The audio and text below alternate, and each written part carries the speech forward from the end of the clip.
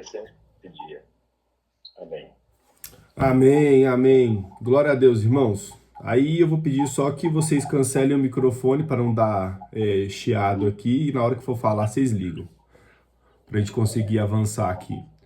Rodrigo aqui, ó, pela primeira vez. Bem-vindo, Rodrigo. Você também. Ô, Vitão, o Rodrigo é de Divinópolis aí. Pessoal de Divinópolis tem que grudar aí no Rodrigo aí, chamar ele. Tá devendo uma visita aí para vocês. Amém. Vamos salvar o contato dele aí, pegar o contato dele no grupo e chamar ele para dentro. Vou te mandar aí depois. Bem-vindo, Rodrigo. Vamos lá, turma, olha só. O que nós estamos fazendo aqui é assim, exige realmente muita dedicação, muito esforço, porque eu estava conversando com a Jaqueline esses dias e ela estava bem chateada com os desafios, com a dificuldade, e eu falei para ela assim, ô Jaque, é assim, você tem as pessoas que não entendem propósito, que estão vivendo a vida do qualquer jeito, né? Vivendo a vida do jeito que dá, do jeito que ensinaram. Aí você começa a entender a vida e o propósito, eles começam a ir vir pro lado do cristianismo, de evangelizar, de viver um pouco mais do propósito, que já é muito difícil. Você ser cristão, frequentar uma igreja, buscar evangelizar, servir as pessoas, já é um desafio. E aí você tem um desafio maior ainda, que é isso que nós estamos tentando fazer, que é priorizar isso aqui e tentar viver um pouco fora do sistema religioso. Então, assim, é o mais difícil do difícil, tá? Então, realmente, se a pessoa não quiser muito, não entregar a vida dele, não morrer, como Jesus falou, aquele que não morrer e não nascer de novo, se um grão de trigo não cair no chão, se ele não morrer, ele fica infrutífero, mas se ele morrer, ele produz muitos frutos. Então, nós estamos aqui para morrer, sabe? E aí, se as pessoas não entenderem isso, você fica ingênuo. E aí a pessoa ingênua acaba entrando em muitas guerras que ele não está preparado. E aí, infelizmente, acaba sendo ceifado. Então a gente tem um temor muito grande do Senhor, de entender que o Espírito Santo é que conduz cada um aqui, porque não somos nós que selecionamos, é o Espírito Santo que foi introduzindo cada um de vocês. A nossa função aqui é dar ferramenta, suporte, oração e crer que o Espírito Santo está fazendo essa obra aí em vocês, através de vocês. Só aqui já tem no mínimo uns 3, 4 grupos de pessoas que se reúnem, que discipula, que multiplica isso aqui. Então a ideia é essa, é realmente dar amparo, relacionamento, vínculo, e aquilo que eu ensino que está faltando hoje, sabe? Que é muito ensino teórico e pouca prática. Então as pessoas às vezes até estão ensinando, mas elas não estão vivendo. Então, como que eu vou evangelizar alguém sobre o amor de Cristo se a pessoa não me vê vivendo essa intensidade com outras pessoas? Meu Deus, o que Jesus fazia? Ele chamava as pessoas para caminhar junto com ele, ele ficava o dia inteiro andando para cima e para baixo, conversando, fazendo milagre, almoçando, comendo, jantando, jejuando, orando. Jesus só fazia isso aí. Não tinha nada de mais, não. Ele ficava o dia inteiro andando com o povo. Zaqueu, desce daí, eu vou almoçar na sua casa. Então, relacionamento, vínculo e afeto, e a partir disso a gente consegue multiplicar. O problema é que às vezes a liderança não está vivendo nem isso aqui entre eles. Eles estão focados no ensino, mas é um ensino teórico, que nem existia na época de Jesus, porque não existia nem Bíblia. Então, assim, a gente tem que pregar a partir da vivência. Então, é melhor viver mais do que saber mais. E aí a ideia aqui é essa, porque eu vou ensinar para vocês muitas coisas aqui, e a minha preocupação maior é essa, é entender que a gente foca no ensino, no aprendizado, mas o principal é o relacionamento, o afeto, tá? Então eu queria deixar isso aqui claro para vocês. A gente está ensinando, começamos aquela série de discipulado, nós finalizamos, e foi interessante que a gente finalizou no número 7, então nós tivemos 7 primeiras aulas, que foi a finalização de um ciclo. Depois eu mando para quem não pôde participar, e aí depois eu tive meu testemunho, que foi na casa do William, que foi assim, algo de Deus também. Ontem eu estava conversando com outro William, ele não pôde estar aqui hoje, porque hoje é aniversário da filha dele, ele está em Goiânia. Ele mandou um abraço para vocês, ele ora todos os dias pelo grupo, todos os dias mesmo, por cada um de vocês. E aí o dia que a gente foi na casa do William em Goiânia aí foi também muito impactante, os jovens aí, a meninada. Então assim, você vê que tem Deus está fazendo, que tem jovens sedentos aí para viver o evangelho, conhecer mais. Então foi bem impactante. E aí hoje a gente vai começar de novo uma série ali vindo do Velho Testamento até o Novo. E a gente vai começar a entender o que está acontecendo com a humanidade, tá? Peraí, alguém pediu para entrar aqui. É o seguinte, Pode falar. agora eu quero aberto, o microfone aberto, se puder. Tem alguém com o microfone. É o Eduardo, você clica aí no microfone aí, por favor, para não... não, eu mesmo faço aqui, pode deixar, não preocupa não. Pronto, melhorou, né? Não, tava... Pronto, agora melhorou, vamos lá. Então vamos lá, gente, olha só. Então o primeiro pecado do homem, ele peca, Adão e Eva. E qual que é o primeiro pecado após a queda? Não, olha que loucura isso aqui, meu Deus do céu. O primeiro pecado registrado após a queda é o registro de Caim e Abel, tá? É o assassinato de um irmão, tá? O primeiro ato, né, que começa a mostrar que o homem está afastado de Deus foi a inveja do irmão. E aí, né, por que se deu essa inveja? Essa inveja se deu por causa de um culto. Paulo Bosch fala muito sobre isso. O primeiro assassinato não foi por causa de mulher, não foi por causa de time de futebol, não foi por causa de comida, não foi por causa de nada, foi por causa de um culto. Onde um deu um culto para Deus e Deus se agradou, o outro deu outro culto e Deus não se agradou. E hoje nós vivemos a mesma coisa. A grande maioria das guerras são religiosas. É porque um acredita que tem um Deus certo e o outro está errado. E aí, em defesa do meu Deus, eu mato meu irmão. Porque ele tá adorando o Deus errado. Então, a loucura que é o que nós estamos vivendo desde a época da queda. A grande maioria das brigas é por causa de Deus. Então você vê os muçulmanos, os cristãos, as cruzadas, os judeus. Meu Deus do céu. Tudo envolve religião. Deus. Ou os ateístas que querem negar Deus, ou realmente aqueles que adoram Deus e não acreditam no Deus do outro. Então ainda continua esse ciúme, essa inveja. Poxa, se Deus está do seu lado, quem que sou eu? Eu não tenho nada.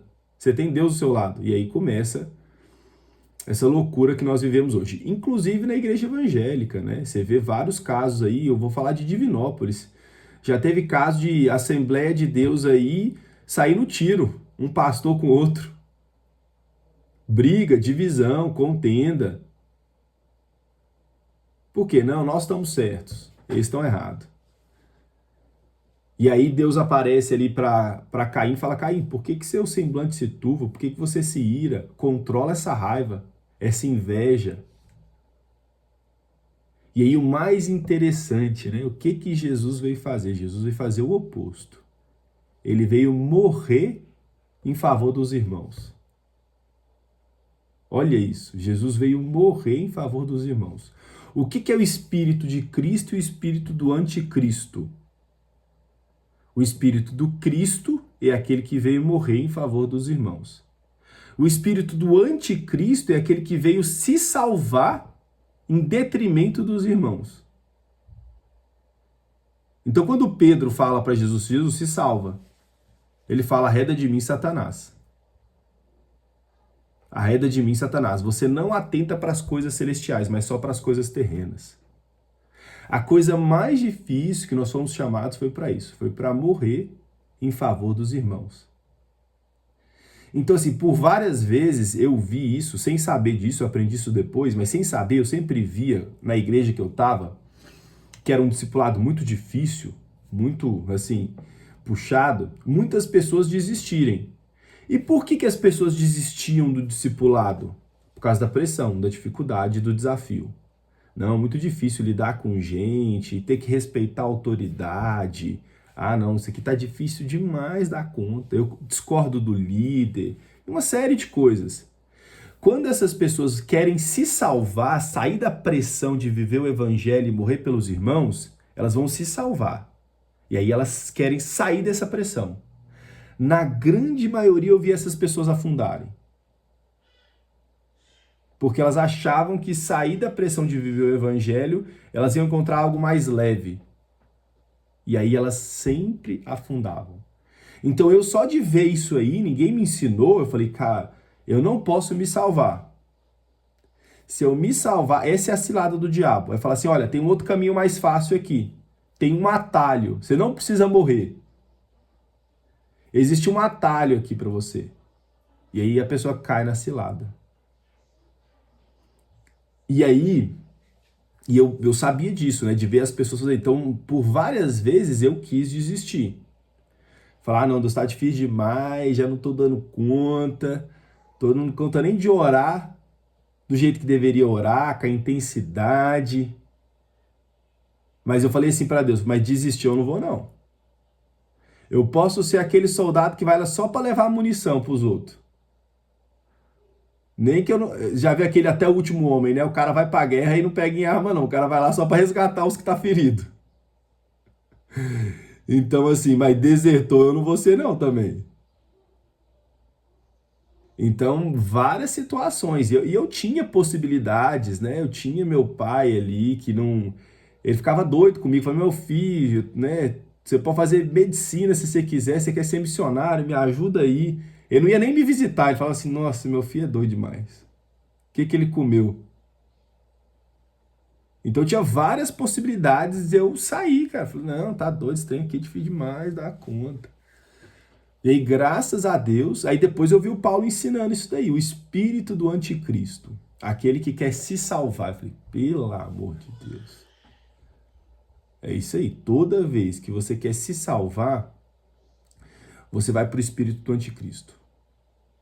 O espírito do Cristo, do cristão, é aquele que se entrega para morrer em favor dos irmãos. Então foi para isso que nós somos chamados. E a tristeza, as pessoas não entenderem isso na prática. Cada um entende uma coisa mais louca que o outro. Então, o nosso grande desafio é entender como é que funciona isso daí, para a gente não cair nas ciladas. A Bíblia fala assim, ó, cuidado com as astutas ciladas do diabo. Olha que loucura, astutas ciladas do diabo, é isso aí. Por que que fala que é cilada? Porque cilada é algo que ele arma e quando você põe o pé ele te fisga, ele te pega. Então não é que ele fica atrás das pessoas, ele é limitado, os diabos e os demônios são limitados, ele não fica atrás das pessoas o tempo inteiro, não, ele tem pessoas importantes aí, presidente para ir atrás, esse povo mais importante. O pessoal maior aqui, são ciladas, que ele vai armando assim, as pessoas vão pisando. Pá, pá. A principal dessas ciladas é essa, se salva. Você precisa passar por isso não, você tá doido? Pra quê? Lidar com gente ingrata, gente com muito desafio. Não, pô. E aí essa cilada, pisa, pegou, aí depois pra tirar, aí é o desafio. Então, assim, uma coisa que eu queria orientar vocês é isso, sabe? Orem a Deus, busquem, né, o Espírito do Cristo. Porque se o trigo for moído, vira pão, se a uva for pisada, vira vinho, e se a azeitona for prensada, vira azeite. Então, é o cristão.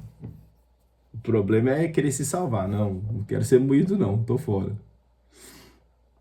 Tá? Então, cuidado com as astutas ciladas do diabo, tá? Então, ficou clara essa questão aí, né? Por isso que a maioria das guerras e brigas hoje em dia é por religião. Sempre foi, sempre vai ser. Para quem tem o Deus certo. Quem acertou no rito e alcançou o favor de Deus. E não conheceu a vontade do Pai e manifestou o amor pelos irmãos. Então as pessoas às vezes dedicam muito, né? Procissão, oração, novena, né? Até crente vai para o monte orar muitas vezes em favor de si. e não para conhecer o propósito para morrer pelo irmão, tá? Depois dessa queda, e aí a humanidade começou a se corromper nesse nível de matar o irmão. E aí foi se corrompendo até que Deus procurou na terra um homem que fosse digno. Ele achou Noé para tentar recomeçar uma nova história com a humanidade. E aí, quando ele encontra Noé, e ele fala para Noé preparar a arca, a primeira pergunta que vem é: eles acreditaram em Noé quando Noé falou que ia chover, sendo que nunca tinha caído uma gota d'água? A irrigação da terra era feita por uma neblina que vinha de manhã. Até hoje em dia, de vez em quando, você vê uma neblina densa que ela gera o orvalho aí nas folhas. Então, a irrigação da terra era feita por neblina. Não tinha chuva até Noé. E aí Deus falou assim, não, eu vou destruir a terra através da chuva. Por que através da chuva na época? Porque seria o batismo da terra. Então, Deus imergiu a terra na água. É como o barro, que daí deu tudo errado, ele quebrou o barro, molhou e vou fazer a terra de novo. Então por isso que foi o batismo na água, por isso que ele inundou. E aí Deus submerge a terra na água. E aí antes disso acontecer, Noé falava para as pessoas o que ia acontecer. E a ideia que se tem é que as pessoas até acreditaram em Noé. Por quê? Porque ele era um homem respeitado. Se tinha um homem digno na cidade, todo mundo sabia que era Noé. Só que acredita-se que demorou entre 50 e 100 anos para chover, para ele preparar a arca e para tudo acontecer. Então o povo começou a falar assim, ó, passou um ano, o povo, ó, vai chover, 2 anos, 5 anos, 10 anos, 20 anos. Lá no 30 anos, lá o povo já falava assim, nossa filho, tá vendo esse Noé aí? Ó, ele falava que ia chover quando você era criancinha. Até hoje não caiu uma gota d'água do céu. O homem acho que ficou doido. Acho que esse homem ficou doido. E aí as pessoas não acreditavam mais em Noé. Chegou mais um aqui. Ó, o Tadashi apareceu aí. Bem-vindo, Tadashi. Beleza? Como é que tá? Paz, Senhor? Tudo na bênção, a paz. Então, as pessoas até confiavam nele, mas quando começou a passar muito tempo, eles começaram a desacreditar. Por isso que fala que a vinda de Jesus vai ser como na época de Noé. As pessoas já esqueceram da volta de Cristo. Muita coisa acontecendo, e aí pegou todo mundo de surpresa. Quando ele batiza a água e sai, aí Deus faz uma aliança com a humanidade, o arco-íris, que não deveria se chamar arco-íris, porque é o arco da aliança que Deus fez com a humanidade, que nunca mais destruiria a terra com água. E olha o tanto que é maligno isso. Hoje todo mundo chama o arco de Deus através de um deus pagão grego, que é o deus Íris. Entrou na língua e todo dia a pessoa fala, olha o arco-íris, do deus pagão Íris. Tem nada a ver. Ainda bem que em inglês é rainbow, que é o arco de chuva, né? Os judeus chamam só de o arco. E aí as pessoas perdem o significado das coisas. Em vez de você entender que tem um Deus criador que está criando e que o arco-íris é um selo da aliança dele com a humanidade, não, eu chamo de um arco de um Deus pagão. Ah, isso é um efeito da ciência, que reflete a luz. Olha, isso para nós parece ser uma coisa simples, mas para uma criança, quando pergunta, pai, o que é aquilo ali? Você fala, é o arco-íris. Chove e aí forma isso. Isso aqui tem um significado. Aí você vai aprender na escola, a refração, a luz. Aí você ensina para o filho judeu assim, não, filho, sabe o que é isso aí? Isso é um selo que Deus fez com a gente. Que ele não vai mais destruir por causa que uma vez ele destruiu a terra com água. Meu Deus, desde pequena a criança já cresce sabendo quem que ela é, quem que ela pertence. E toda vez que ela olhar para o arco da aliança, ela vai lembrar, não, Deus fez um sinal com os meus avós, com os meus antepassados. Então eu sei quem eu sou, sei para onde eu vou. Uma coisa simples já traz um significado assim muito importante sobre nós, sobre a humanidade. Aí nós ficamos mandando os filhos para a escola aprender um monte de coisa que deixa eles mais doidos e confusos que qualquer outra coisa. Judeu não tem dúvida nenhuma quanto a isso. E aí quando eles saem, e aí é loucura, né? Porque a semente ainda de Satanás ainda mesmo Noé sendo o homem mais justo da terra, ele levou os filhos, Sem, Cã e Jafé, as noras, para recomeçar a história. Dentro desse recomeço, a primeira coisa que Noé faz, ele ficou tão feliz que ele plantou uma videira, tinha uva lá, ele fez um vinho, ficou bêbado, embriagou e deitou, e seu filho Cã viu a nudez dele e zombou.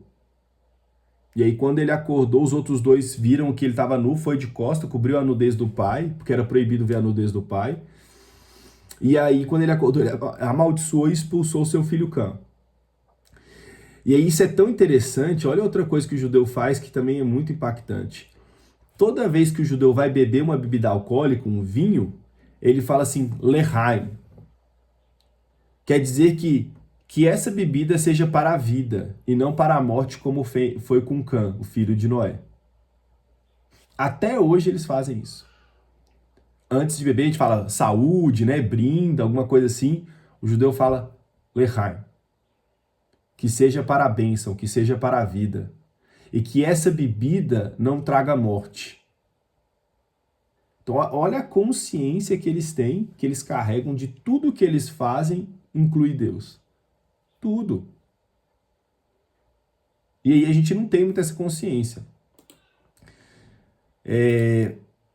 Seguindo aqui na ordem cronológica ali de Gênesis, depois de Noé, começa a acontecer um fenômeno.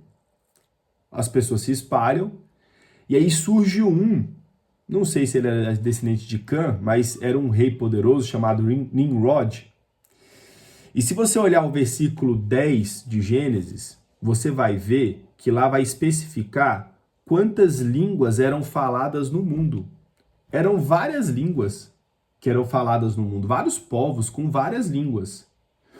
No 11, já começa falando, ora, toda a terra havia apenas uma linguagem, uma só maneira de falar.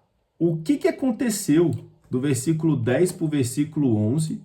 Eu vou até mandar aqui no grupo para vocês esse versículo 11 aqui. O que aconteceu do versículo 10 para o versículo 11 que tinham várias línguas e de repente é só uma? Porque Nimrod, que era um dos reis, ele começou a governar todas as pessoas, escravizar elas e proibir elas de falarem a língua delas, até elas perderem a própria língua e ficar só uma língua na terra. Então, o que as pessoas malignas elas querem fazer, inclusive até hoje, tá? As pessoas, elas lutam muito para juntar gente, para construir sua torre, para que tudo aconteça conforme a vontade deles. Você pode colocar isso nas empresas, nos negócios, você pode colocar isso nas igrejas, tá? Então todo mundo ajunta pessoas para ter a sua vontade. Pessoas trabalham muito e ganham muito dinheiro para garantir que todo mundo vai fazer conforme ele quer. Isso foi o que Nimrod fez. Falou, cara, esse negócio aí de todo mundo tá espalhado não dá certo não. Vou juntar todo mundo aqui e ainda vou construir uma torre. O que é a Torre de Babel? A torre é o símbolo da humanidade querer chegar ao céu sem Deus. Falou, vou construir a torre até o céu. E olha o que o versículo fala, gente. Pelo amor de Deus, presta atenção que isso aqui é muito importante. Toda a terra havia apenas uma língua e uma só maneira de falar. Sucedeu que, partindo eles do Oriente, deram a uma planície da terra de Sinai e habitaram ali. E disseram uns aos outros, vinde, façamos tijolos e queimemo-los. Bem, os tijolos serviram de pedra e o betume de argamassa. Só para vocês entenderem por que a Bíblia especifica o material que eles usaram aqui, tá? Eles usaram tijolo e não pedra. Betume, argamassa, betume não argamassa. Por quê? Porque a pedra foi Deus que criou, o tijolo foi o homem. O betume é a mesma coisa. O que isso quer dizer? Que eles usaram material humano para chegar até o céu, e não material de Deus. Então são pessoas que usam ferramentas humanas para tentar chegar até o céu. Por isso que a Bíblia vai dizer que a salvação não é por obras humanas, mas ela é dom gratuito de Deus. É mediante a graça e pelo material que Deus nos dá que nós chegamos ao céu, não pelo nosso esforço. Aqui eles estão querendo chegar ao céu pelos seus próprios esforços. Então, Babel é quando o indivíduo quer chegar ao céu pelos seus próprios esforços. E como que ele fez isso? Subjugando e controlando as outras pessoas. Tá? Continuando aqui, só para você ver o que acontece. Disseram, vinde, edifiquemos para nós uma cidade e uma torre cujo tope chegue até os céus e tornemos-nos célebre o nosso nome, para que não sejamos espalhados por toda a terra. Então desceu o Senhor para ver a cidade e a terra que os filhos dos homens edificaram. E o Senhor disse, olha o que o Senhor disse, eis que o povo é um, e todos têm a mesma linguagem. Isso é apenas o começo. Agora não haverá restrições para tudo o que intentarem fazer. E aí Deus falou, vinde, desçamos, confundamos ali a sua linguagem, para que não entenda a linguagem de outro. Destarte o Senhor os dispersou dali pela superfície da terra e cessaram de edificar a cidade. Chamou-se-lhe por isso o nome de Babel, porque ali confundiu o Senhor a linguagem de toda a terra dali. O Senhor dispensou por toda a terra e superfície dela. Olha só, tá? Uma vez eu vi o Pablo Marçal falar que esse é um dos versículos que mais impactou ele. Porque Deus disse, eis que o povo é um, todos têm a mesma linguagem, isso é apenas o começo. Agora não haverá restrições para tudo que eles intentam fazer. Ou seja, tudo que eles almejarem eles vão conseguir porque eles são um só povo. Só que aqui está falando que é um povo maligno. É um povo que domina os outros. Que Deus é contra. Que Deus rejeita. Não é que Deus está dando um aval para o povo fazer isso, não. Muito pelo contrário. Muito pelo contrário. Então, as pessoas, elas usam todas as ferramentas que elas têm, seja inteligência, seja dinheiro, seja habilidades, para fazer o castelo delas, a torre delas. O mundo girar em torno da vontade delas. Então, isso aqui não está dando aval para as pessoas fazerem o que elas querem. Aqui está falando que se o povo for unido, realmente não há restrições para o que eles querem fazer. Por isso nós precisamos garantir que o povo quer fazer a vontade de Deus. E aí olha o que Paulo vai dizer em 1 Coríntios 1:10, e que é o nosso esforço aqui hoje, tá? Nosso empenho. Rogo-vos, irmãos, pelo nome do Senhor Jesus Cristo, que faleis todos a mesma coisa e que não haja entre vós divisão. Antes sejais inteiramente unidos na mesma disposição mental e no mesmo parecer. Meu Deus do céu! Quão raro é você ver dois cristãos que pensam iguais. Quão difícil é. Você pega um versículo e manda dois ler e explicar. Você vai ver a dificuldade que vai sair. Cada um pensa uma coisa totalmente diferente do outro. Esse tanto de divisão, de confusão, e o povo fala assim, não, a nossa regra de fé é a Bíblia. Aí você fala, meu Deus, é tanto de divisão que ensina todo mundo uma coisa totalmente contrária à outra? Como que é isso? Que loucura é essa? Que Babel é essa? É Babel. Essa confusão. E aí Paulo fala, ele fala várias vezes, Efésios 4, há um só corpo e um só espírito, como também fossem chamados em uma só esperança da vossa vocação. Um só Senhor, uma só fé, um só batismo, um só Deus e Pai de todos, o qual é sobre todos e age por meio de todos e está em todos. Filipenses 2:2, completai a minha alegria para que tenhais o mesmo modo de pensar, o mesmo amor, um só espírito e uma só atitude. Então aqui Paulo ele fala por essa união. Só que essa união em favor do propósito. nessa união para fazer a nossa vontade. Quando eu aprendi isso aqui, também eu fiquei muito impactado que quem trouxe a divisão e espalhou as pessoas pela terra foi Deus. Quem que traz a divisão nas igrejas? Antes eu pensava que era o diabo que dividia as igrejas, né? Falei, nossa, o diabo está dividindo as igrejas, divisão ali. E não é. É o próprio Deus que deixa acontecer as divisões da igreja. Sabe por quê? Gente, escuta isso. Se não houvesse divisões nas igrejas, você ia ter um poder hegemônico que dominava o mundo. A Igreja Católica já fez isso. Olha o poder que é a Igreja Católica em nome de Deus. Quem foi em Roma viu lá a St. Peter's Cathedral, a Catedral de São Pedro, é um negócio monstruoso. E eles fizeram aquela catedral com dinheiro de indulgência, vendendo o céu para o povo. Então as pessoas que assumem o poder, meu Deus, elas dominam tudo. Como que cada cidade é desenvolvida no Brasil, meu Deus do céu? Qualquer cidade que você for, pro interior, uma igreja católica no meio e a cidade se desenvolve em volta. Qualquer cidade que você for. Por quê? Porque a religião é usada para controlar e dominar a mentalidade das pessoas para ter o que eles querem. Tanto que, qual que é a diferença do protestante e do catolicismo? Pro católico, a igreja está acima da Bíblia. Os dogmas da igreja estão acima da Bíblia.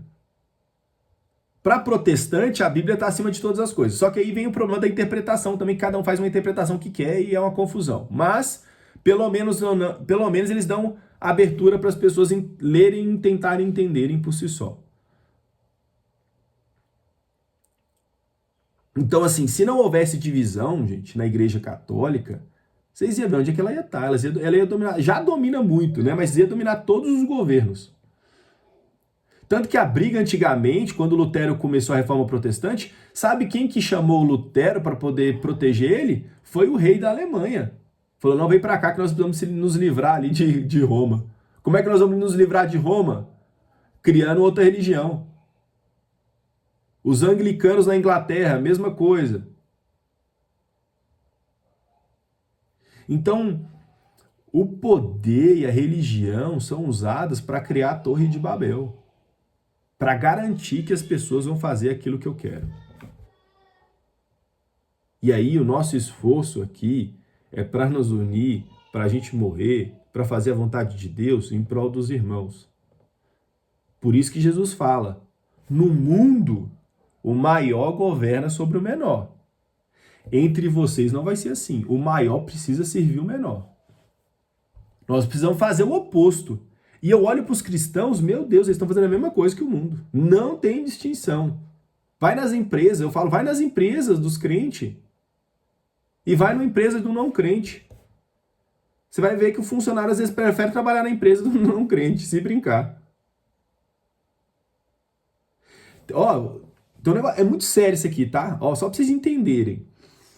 O tanto que isso é louco. Tanto que, assim, Pablo Marçal é Torre de Babel pura. Por quê? Na empresa dele, a Love, eles instituíram, não sei se você sabe dessa, William, mas eles instituíram um culto obrigatório. Não sei se foi semanal ou diário.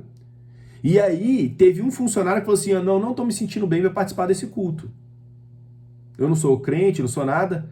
Aí o CEO, o líder lá, falou assim, o gestor falou, se você não tá bem para participar de um culto, você tá demitido, pode ir embora. O cara gravou e processou a Love. E eu tava na Total ali no Paulo Borges, por coincidência tinha uma advogada lá, que ela trabalhava na área pública, e ela falou assim, não, e essa petição chegou para mim, eu que li essa petição. Em Belo Horizonte, isso foi em BH. Isso foi em BH. E o que é isso aí, gente? Eu que tô querendo impor a minha religião nos outros. Meu Deus do céu.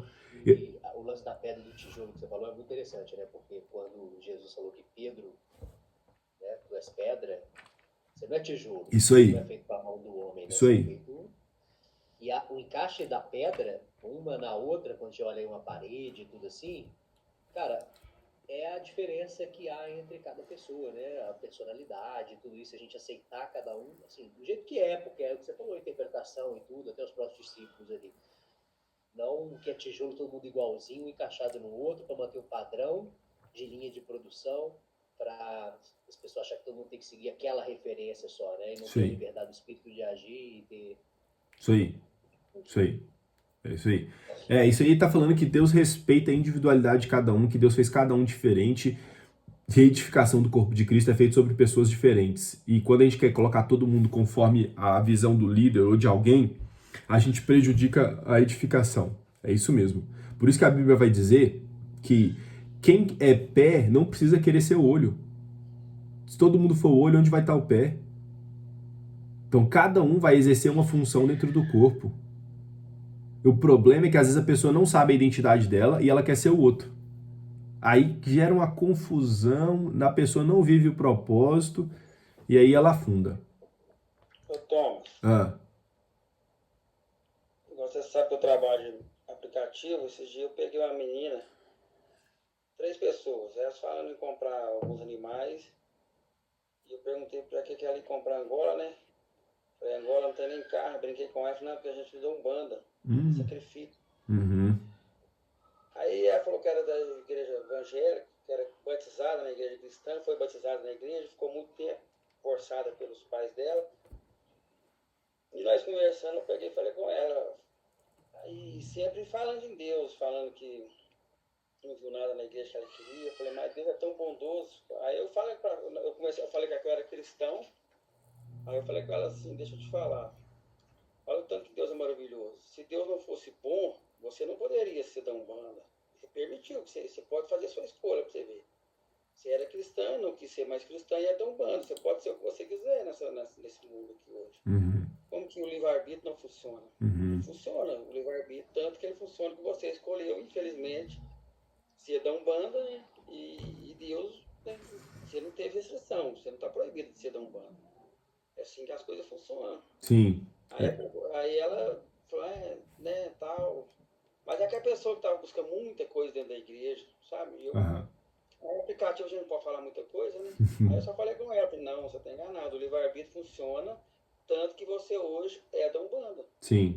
Se não funcionasse o livre-arbítrio, você não teria saído da igreja É. de Deus e ido para Umbanda. É. Aí ela falou, você tem razão. Tá acontecendo muito esse fenômeno de pessoas se decepcionarem com a igreja e acabarem indo pra outra coisa, né? Esses dias eu vi um cara que o cara era evangélico, aí casou com uma mulher católica e a mulher falou assim: Maria, pega ele. Aí ele virou católico. Assim, umas loucuras assim, absurda, né? E eu falei com o Daniel esses dias, lá da rádio, eu falei, Daniel, nesses 6 anos de Uber, vira e mexe, a gente pega uma corrida que a pessoa dá um bando assim. Quando eu vejo que quando aparece no aplicativo, eu não pego não, mas quando mexe, a gente pega. De cada 10, 9 é mulher. Eu falei com um amigo meu, falei, meu amigo, eu nunca vi tanta mulher na Umbanda. E bonita, cara. Uhum. Menina nova, menina... Eu falei com ele, eu nunca vi tanta mulher na Umbanda. É raro você carregar um homem pra Umbanda, mas mulher toda vez você carrega. É assim, ó, as pessoas, elas estão perdidas. E aí elas vão para a igreja evangélica achando ter que ter uma esperança. E aí elas acabam, às vezes, lá, muitas pessoas saem porque vê hipocrisia, tá? A maioria das pessoas que eu vi que saiu da igreja, ou desanimou, ou desviou, foi porque viram alguma hipocrisia lá dentro e não souberam para onde ir. E aí elas acabam ficando perdidas. Ou elas se tornam coniventes com a hipocrisia, ou elas saem.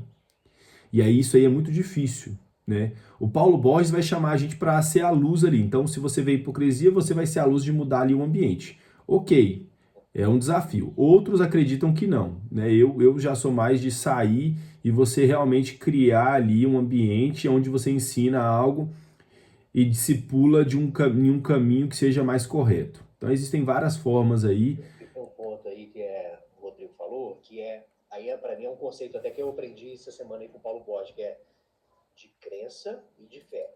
A crença faz a gente mover atrás dos sinais de Cristo. E as pessoas não iam atrás de Cristo por causa dos sinais, dos milagres, e querendo uma necessidade dela ser contemplada, resolvida. E as pessoas vão pombando para essas linhas porque eu vou lá atrás de uma necessidade, que eu vou lá fazer uma parada que aí eu vou receber o que eu quero.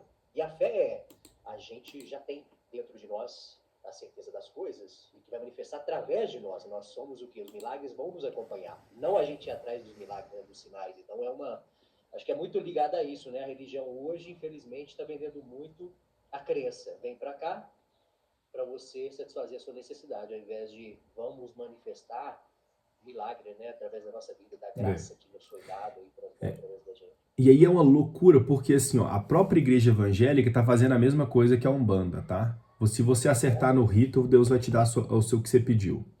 Então, e aí ela fala assim, eu fiz o rito que todo o que o pastor falou e minha vida não mudou. Eu não alcancei de Deus aquilo que eu almejava. E aí vem a decepção e ela muda. Então as pessoas estão fazendo algo para ter algo em retorno. E aí é a cilada do diabo, né? Se você fizer isso, você vai receber aquilo. Então se você comer do fruto, seus olhos vão se abrir. Não você é para compartilhar. Você já é. Quando você precisa provar que é, você já caiu na cilada. Então quem já sabe que é, só compartilha a virtude. E aí esse é o desafio aí das igrejas, sabe? É o que eu tô falando para vocês. As pessoas, elas estão fazendo o rito, estão se decepcionando. Tá, quais outros ritos que tem para fazer? O que eu tenho que fazer para alcançar a bênção? E aí é isso. Por quê? Porque tá faltando quem ensina. Infelizmente é isso, tá faltando quem ensina. Tá faltando que você, não, irmão, não é sobre você fazer para receber o que você quer, mas é para você entender que você já é, para você compartilhar aquilo que Deus já te deu. E aí tá faltando quem ensina isso, multiplica, para as pessoas entenderem propósito para não ficarem perdidas. E as pessoas que falam que entendem isso, como o Pablo Marçal, por exemplo, a prática é do anticristo. Você fala assim, não, e quem fala que entende, que sabe, a prática é pior. Então as pessoas estão perdidas, sem referência. Então a ideia aqui é multiplicar o que é a referência. Falta 5 minutos aí, é isso? Falta 15, mas vai dar tempo. Tá, só para vocês entenderem na prática o tanto que isso é difícil, tá? Deixa eu compartilhar algo com vocês, que é o seguinte. Quando eu estava em Divinópolis, eu fui visitar lá em São Paulo uma das primeiras escolas evangélicas que eu conheci. E aí quando eu entrei lá, eu fiquei muito impactado, porque todos os professores evangélicos ensinando a próxima geração. E eu vendo em Divinópolis muitos pastores colocando os filhos em escola secular. E eu vi muitos cristãos perdendo os filhos por causa da escola. Porque não adianta você ensinar um negócio certo e mandar o seu filho para uma escola que ensina o oposto do que você ensina, para os amigos que ensinam o oposto do que você ensina. Você está de brincadeira comigo. Isso aqui nunca vai fechar. E aí eu vi isso acontecendo. Aí eu falei, cara, tanto de gente está perdendo os filhos, enviando para a escola. Aí eu vi essa escola, vi dando certo, com mais de 10 anos, os filhos dela abençoados, caminhando junto na mesma visão. Aí eu fiquei impactado. Eu falei, quando minha esposa engravidar, eu quero abrir uma escola para poder alcançar os meus filhos e as próximas gerações. Então a ideia, o propósito era esse.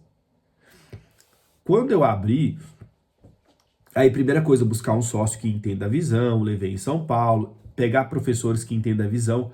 Não tem talvez uma profissão mais nobre do que a de professor que entende propósito. Meu Deus, eles vão impactar a próxima geração. Na Europa, teve um país que era cristão e os muçulmanos entraram e eles mudaram a religião da nação só com as professoras que eram muçulmanas nas escolas, tá?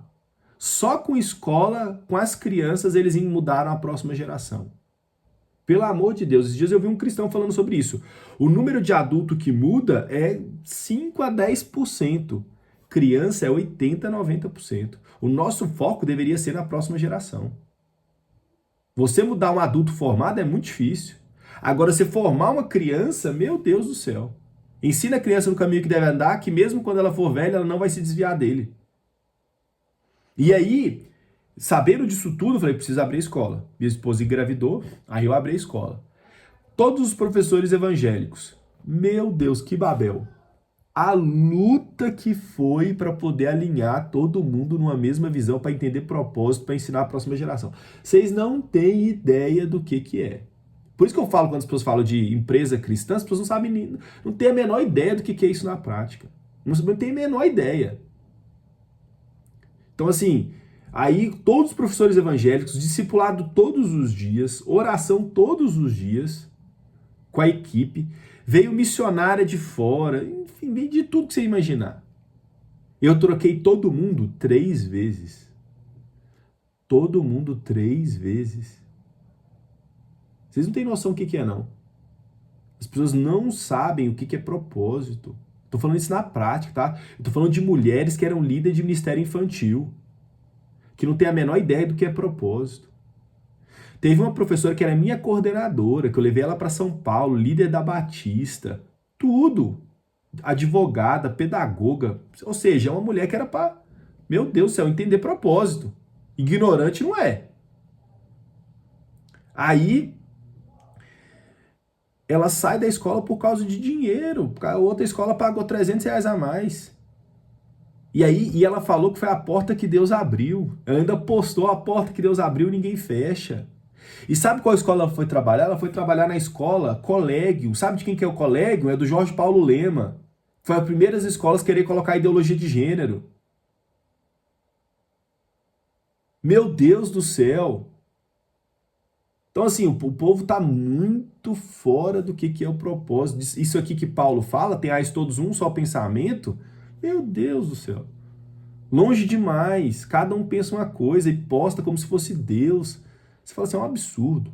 É um absurdo. Porque não tem discipulado. Porque não tem ninguém para confrontar e falar assim, ô irmã, isso aí não é de Deus não, irmã. Pelo amor de Deus, tira isso da sua cabeça. Sabe o que o povo falava para mim? Thomas, por que você não abre uma igreja se você quer ensinar a Bíblia? Eles não entendiam ensinar evangelho dentro da empresa, não. Falaram, não, Deus não me chamou para abrir igreja nem para ser pastor, não. Teve um caso, só para você entender tanto que isso é difícil. A Vivi, que ela veio da Bahia, e ela foi trabalhar lá. E ela era assídua na igreja, de oração e tudo. Só que na empresa, no discipulado, ela me dava muito trabalho. Um dia, no meio do discipulado, ela pegou e deu uma surtada. Falou, Tom, você fica querendo ensinar isso aí, goela abaixo nas pessoas. Falou essa palavra. Você fica querendo impor goela abaixo nas pessoas. O discipulado. Aí eu falei assim, não, Vivi, pelo amor de Deus. Se você não quiser, não precisa. Isso aqui é livre. Você não é obrigada. Aí ela falou assim, você tá me demitindo? Eu falei assim, não. Mas eu também não quero alguém que se sinta forçado a trabalhar na minha empresa. Você não é obrigada a nada. Não, me demite logo, me demite logo. Eu falei assim, não, nós vamos fazer o seguinte. Eu vou orar durante o mês, porque a empresa não é minha, a empresa é de Deus. Então eu não posso demitir, porque não é minha. Eu vou orar e daqui a um mês a gente vê o que eu faço, o que Deus faz, o que Deus direciona. Eu fiquei um mês sem conversar com ela na empresa. Minha vontade era de demitir. Minha esposa falou assim, não, o que é isso? Não, demite ela não sei o que. Eu falei, não, minha vontade, falei, você tá doido, ter uma mulher dessa aqui na empresa, não faz sentido, não faz sentido. Desrespeitou, série de coisas. E aí depois de um mês eu chamei ela e falei assim, Ivy, você pensou bem? É aquilo mesmo que você pensou? Ela, Thomas, nem lembro o que eu falei. Pra mim já tinha esquecido, no outro dia já tinha esquecido. Eu falei assim, não, Vivi, você falou isso significa isso. Aí ela começou a chorar. Foi isso que eu fiz? Falei, foi. Aí ela chorou, pediu perdão. Depois, na outra reunião da equipe, ela deu testemunho. Falou assim, gente, nem meu pai fez o que o Thomas fez, me ensinar. Eu sou eternamente grato. Depois disso, ela mudou. Depois, quando eu fechei a escola, ela me manda mensagem direta. Falei assim, não, Thomas, como que eu fui usada pelo maligno? Você estava ensinando a Bíblia, dando discipulado, e eu não valorizei. É disso que eu tô falando, tá? O povo quer viver prática de evangelho, é isso. A dificuldade de você alinhar as pessoas em um só pensamento, uma só atitude, um só modo de pensar. Por isso que quando o Tadashi veio pro grupo, o Tadashi é muito tipo a mão na massa, né? E ele falou, não, Thomas, e aí o que nós vamos fazer e tal, né? Projeto social, tal. Eu falei, Tadashi, se a gente não desenvolver comunhão, um só pensamento, tudo que a gente fizer vai gerar confusão. Tudo que fizer vai gerar confusão. Porque uma pessoa que eu estiver ajudando vai me perguntar uma coisa, eu vou falar uma coisa, vai perguntar para o outro vai explicar outra. E que confusão é essa? Por isso que a Bíblia, olha que loucura, vai dizer, seja o seu sim, sim e o seu não, não. O que passar disso é do maligno. O que significa a palavra diabo? A palavra diabo vem do latim e do espanhol. Di, duas, hablo, fala. É onde tem duas falas, onde há confusão. O diabo está instaurado. Deus é sim, sim, não, não. É uma coisa clara, correta e verdadeira. Eu sou o caminho, a verdade e a vida. Então não tem dúvida. Você não tem dúvida. Você tem clareza. E aí, hoje, o que as pessoas não têm, o que os cristãos não têm, é clareza de como materializar o evangelho. E aí, quando você começa a querer ensinar, o povo começa a pular fora. Querem se salvar. Não, viver o evangelho é isso aí? Tem que morrer? Tô fora. Quero um evangelho mais tranquilo. Eu quero eu poder mandar na minha empresa. Eu quero eu poder mandar nos meus funcionários. Não, aqui eu me esforcei para construir isso aqui. Deus não entende disso aqui, não. Deus entende de louvor, de igreja, de negócio e não sabe nada, não. Então é isso. É isso que nós estamos vivendo. Um monte de torre de Babel. O povo ainda põe versículo bíblico. Deus me prosperou. Isso aqui é resultado de Malaquias 3:10. Gente, eu já vi tanta coisa. Eu falo assim, meu Deus do céu, que povo doido. Uma vez um pastor aí em Divinópolis, ele tinha colocado isso na empresa dele. Isso aqui é resultado de Malaquias 3:10. Quando eu expliquei para ele o que era o dízimo, o que era isso tudo, ele foi lá, arrancou. Ficou coisa mais feia, ficou um buracão lá. Falei, não, pelo amor de Deus. Então, irmãos, qual que é o nosso esforço aqui? É esse, tá? Desenvolver comunhão, relacionamento, para a gente conseguir chegar no mesmo entendimento, para que tudo aquilo que a gente faça seja claro. Para que as pessoas vejam em nós, primeira coisa, a vivência, a comunhão, como é bom participar disso, ter irmãos que entendem a mesma coisa, um ajuda o outro, um ora pelo outro, e aí as pessoas vão querer participar disso. E não eu querer forçar as pessoas a participar disso aqui. Você tá doido? Faz sentido, não. E aí a maneira como... Eu pego o Pablo Marçal porque ele é um que representa um grupo, tá? Não é só ele, mas ele é um que representa um grupo de pessoas que usam o evangelho para dominar. Quando você vê ele discutindo e debatendo, você acha que ele está ali preocupado com a salvação da pessoa na frente dele ou de ganhar o argumento, a discussão e ter uma visibilidade? É nítido. E aí chama aquilo ali de Deus? Você tá doido. De evangelho? Nunca. Nunca. Então é isso. Referencial. Tá? Acho que tem mais 5 minutinhos. Vou abrir aí para a galera comentar. Alguém aí tem alguma coisa a compartilhar? Então, alguma dúvida? Nós temos... Tom, Pode falar. eu fiquei internado na pandemia na UPA, né? Eu mais umas 30 pessoas lá na UPA, na pandemia. Teve um dia lá que aconteceu isso mesmo. Eu acho que cristão lá só tinha eu e tinha um pastor também que estava internado lá.